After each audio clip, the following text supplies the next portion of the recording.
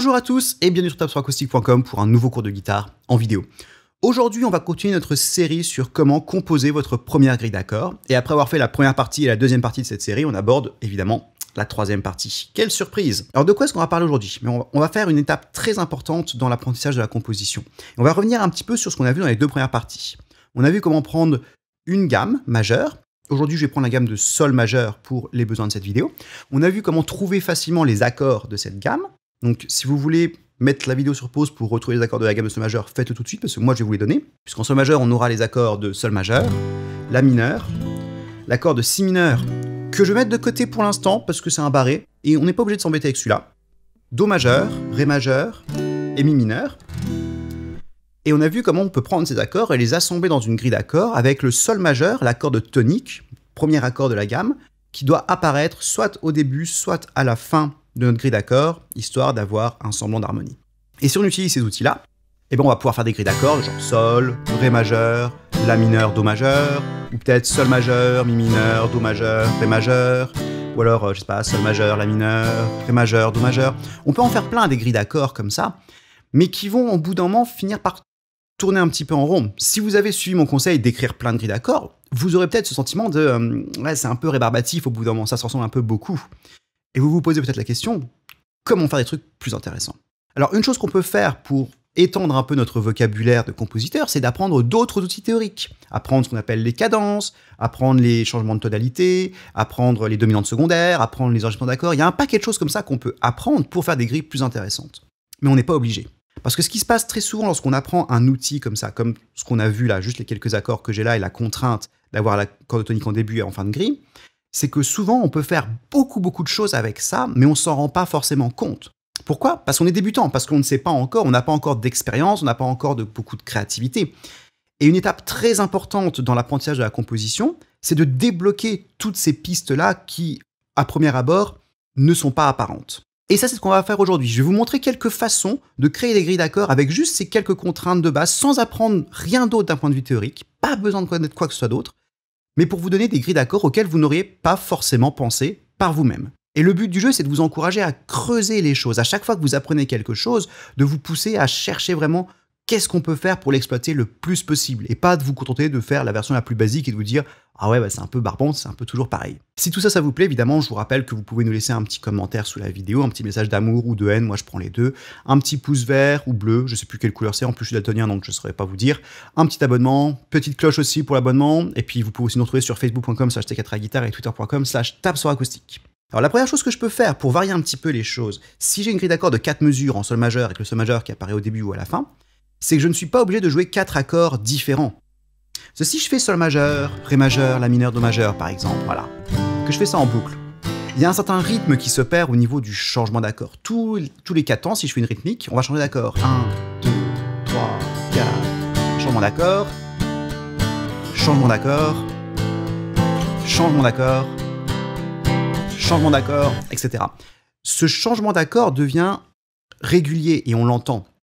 Et ça peut causer le côté un petit peu lassant du truc. Donc ce qu'on peut faire, c'est changer ce rythme en doublant un accord. Par exemple, je peux faire sol majeur, ré majeur et la mineur 2 fois. 2 la mineur à la fin, ce qui fait qu'on reste sur le même accord longtemps en fait. Et ça crée un petit déséquilibre rythmique. Sol majeur, ré majeur, la mineur, à nouveau de la mineur. Et ça tout de suite, il y a beau avoir moins d'accords dans la grille, c'est un petit peu plus intéressant à l'oreille. C'est aussi au passage le début de Knocking on Heaven's Door. Comme quoi, il n'y a pas besoin de faire des trucs très compliqués des fois pour faire des morceaux qui sont absolument légendaires. Ça, c'est donc le premier truc que vous pouvez faire. Vous pouvez essayer de doubler un accord pour changer un peu le rythme. Mais si vous voulez réutiliser le même accord, vous n'êtes pas obligé de l'utiliser 2 fois à la suite. Vous pouvez aussi le jouer plusieurs fois espacé. Sur une grille de 4 accords, c'est un petit peu limité, mais on pourrait faire un truc du genre sol majeur, do majeur, sol majeur, ré majeur, sol, do, sol, ré. Et là, on a une espèce de va-et-vient qui s'opère entre un accord principal, le sol majeur, et d'autres accords qui changent. Et encore une fois, ça crée un espèce de rythme un peu différent de si on fait 4 accords qui sont tous différents. On peut pousser ce concept encore plus loin. On pourrait se dire, par exemple, qu'on peut tenter de faire une grille d'accords avec 3 fois le même accord et juste un seul autre accord qui se glisse là, quelque part là-dedans. Si vous essayez ça par vous-même, il y a de fortes chances que les grilles que vous allez faire ne sonnent pas forcément très bien. Parce que là, on arrive dans une situation où c'est pas facile de faire sonner ça correctement.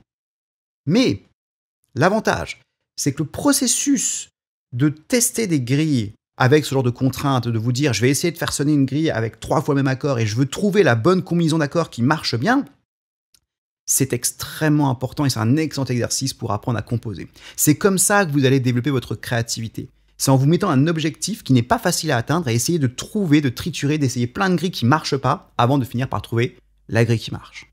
Et si vous êtes en train d'essayer de votre côté, je vous encourage d'ailleurs à mettre la vidéo sur pause, à essayer de trouver des combinaisons de 3 fois le même accord plus un autre accord qui marche, et que vous n'arrivez vraiment pas et que vous commencez à vous dire « Ah, il se fout de notre gueule, c'est pas possible », laissez-moi vous montrer, je peux faire ça par exemple. Là, je fais 3 fois le sol majeur, 3, 1, une fois le majeur, une mesure, 2 mesures, 3 mesures, une mesure de ré majeur, 2, 3, 4. Et ça marche. Certes, c'est pas le tube du siècle, mais ça marche. Ça tient la route, ça sonne pas trop mal. On peut faire un morceau avec, ou en tout cas au moins un début de morceau avec ça. Ça, c'est la première chose que je voulais qu'on aborde. Il y a de fortes chances que vous ayez eu cette idée par vous-même. Je ne prétends pas que ce que je viens de vous montrer, c'est un genre de secret exclusif que seuls les grands maîtres de composition et les Mozart et Bach connaissent. Pas du tout. Mais c'est le genre de choses qui sautent pas forcément aux yeux au début lorsqu'on essaye. Et si on n'y pense pas, s'il n'y a pas un moment où on se dit « Tiens, et si j'essaie de faire ça ?» Eh ben, ça bloque un peu les choses, puisqu'il y a beaucoup de possibilités de grilles d'accords qu'on ne trouverait pas si on n'avait pas cette idée-là. Et ça, c'est le but de ce cours d'aujourd'hui, c'est de vous pousser à chercher des nouvelles façons d'utiliser les outils que vous connaissez pour faire des trucs un petit peu plus intéressants qui sortent un petit peu de ce que vous faites jusque maintenant. Alors, qu'est-ce qu'on peut faire d'autre avec ce concept de changement de rythme? Eh ben, plutôt que de doubler un accord, ce qu'on peut faire, c'est essayer de diviser un accord par 2, ou plus précisément, diviser une mesure par 2. Puisque lorsque je joue une mesure complète, j'ai 4 temps généralement dans ma mesure, des fois on est en 3 temps, des fois en 6, mais globalement c'est du 4 temps, et du coup j'ai un accord qui va durer toute une mesure, suivi d'un accord qui va durer toute une mesure. Rien ne m'empêche de couper ma mesure en 2 et de faire 2 accords dans une seule et même mesure. Par exemple, je pourrais faire sol majeur, première mesure, après je vais faire un do majeur dans la deuxième mesure, après je vais faire un la mineur sur la troisième mesure, et après je vais faire do majeur, ré majeur sur la quatrième mesure, donc 2 temps sur chaque. Si je fais un petit rythmique là-dessus, ça ferait ça. 4, 1, 2, 3, 4, et là, 1, 2, 3, 4. Sans parler.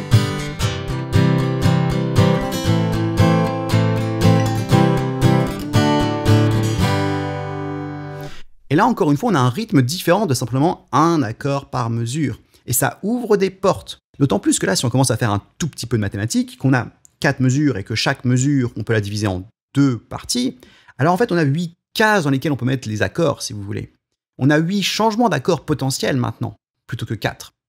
Et donc tout ce qu'on vient d'aborder sur le fait de répéter des accords ou de faire des va-et-vient entre 2 accords, d'un seul coup, on a encore plus de possibilités maintenant qu'on a 8 cases complètes. Là, certains vont peut-être se dire « Ouais, mais si on fait 4 mesures qu'on découpe en 2, est-ce que c'est pas la même chose que faire 8 mesures, une grille d'accords de 8 mesures en fait ?» Bah oui, c'est pareil.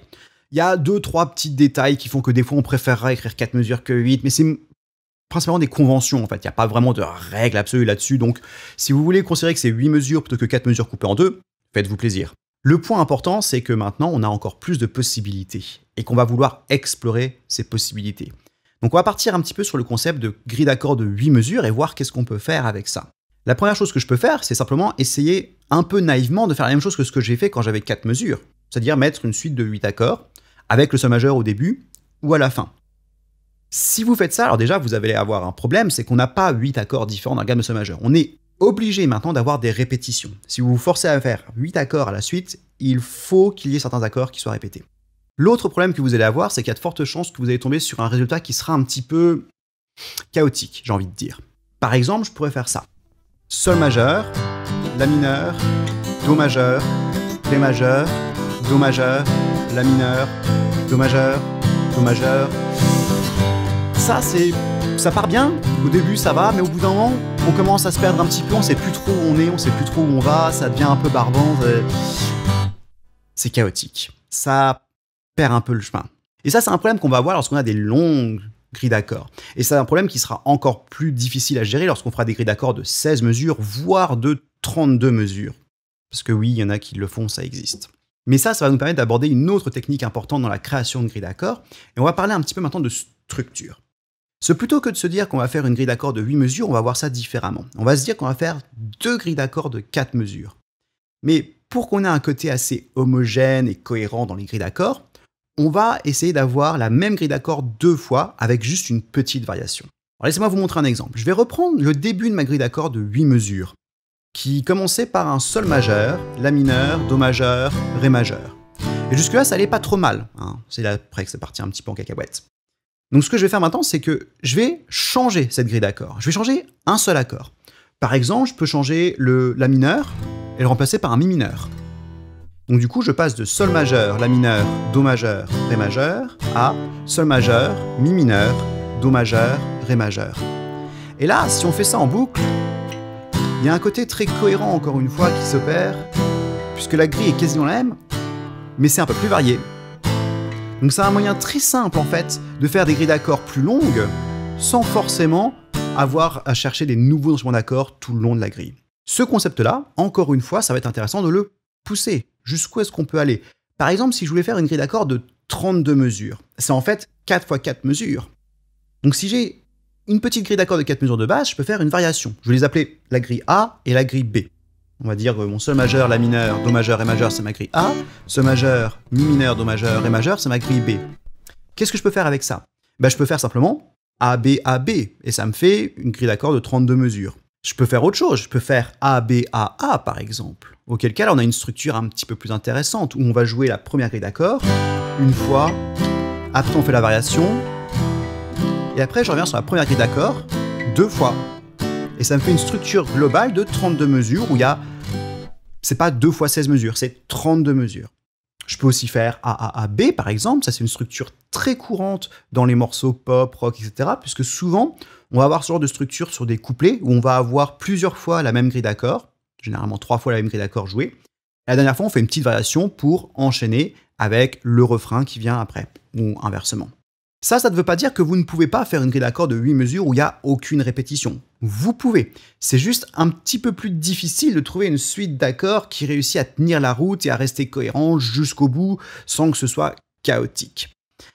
Il y a des outils qu'on pourra apprendre pour aider ça, notamment les familles d'accords, on pourra parler de ce genre de choses-là, des mouvements harmoniques qui s'opèrent entre elles, etc. Blabla. Ça, c'est pas le cours d'aujourd'hui. Si vous voulez expérimenter avec des grilles d'accords de 8 mesures ou pourquoi pas même de 16 mesures en essayant de ne pas faire de répétition, allez-y, c'est encore une fois un challenge et le fait de chercher et essayer de trouver des grilles, ça vous apprendra beaucoup de choses en fait, juste ça vous donnera beaucoup d'expérience qui est très très importante. Mais si vous voulez composer des grilles d'accords de 8 mesures ou plus sans trop vous prendre la tête, partez sur le concept d'avoir 4 mesures que vous répétez avec une ou plusieurs variations, grille A, grille B, grille C, et les mélanger dans différents ordres pour faire des méga grilles, si vous voulez, plus intéressantes que simplement 4 fois la même chose. Bien évidemment, ça se combine avec ce qu'on a vu précédemment. Si vous faites des grilles d'accords de 8 mesures, rien ne vous interdit de doubler certains accords pour changer un peu le rythme de changement d'accord, rien ne vous interdit de couper vos mesures en deux pour ajouter un petit peu plus de cases encore. Il n'y a aucune limite à ce que vous pouvez faire en vrai. Donc si vous voulez vous amuser avec ça, faites-le. Plus vous écrivez de grilles d'accords, plus vous essayez de casser un peu les règles et de changer les choses, plus vous aurez d'expérience en composition. Et c'est la fin de ce cours. Encore une fois, tout ce qu'on a vu là, il n'y a rien de révolutionnaire là-dedans. Tout ce que je vous ai montré, ce sont des techniques d'écriture qui ont été utilisées par absolument tous les compositeurs du monde entier. Il n'y a personne qui n'a pas fait ça en guitare un jour ou l'autre. C'est le b.a.-ba de la composition de grilles d'accords. Mais ce sont des choses qu'il faut connaître, parce que si vous ne les connaissez pas, si vous passez à côté de ces petites astuces-là, ça vous bloque un paquet de grilles d'accords qui existent, que vous pouvez créer, mais dont vous ne vous rendez même pas compte de leur existence. Et ça, c'est pas cool. Donc retenez bien ça, que souvent lorsque vous apprenez des outils théoriques ou techniques, il y a beaucoup de choses que vous pouvez faire avec dont vous ne vous rendez pas forcément compte au début, et c'est important de creuser et apprendre à exploiter toutes ces choses-là avant d'essayer d'ajouter une nouvelle corde à votre arc. Sur ce, moi je vous souhaite à tous une très bonne fin de journée. Je vous encourage vraiment à écrire un paquet de grilles d'accords, cassez les règles, sortez des sentiers battus, essayez de trouver des trucs qui sonnent bien et qui vous plaisent. Et si vous en trouvez, n'hésitez pas à les partager dans les commentaires, ça inspirera beaucoup de gens et ça les motivera peut-être aussi à faire la même chose de leur côté. Et puis moi je vous vois très bientôt sur tablesoracoustique.com pour d'autres cours de guitare en vidéo. À la prochaine.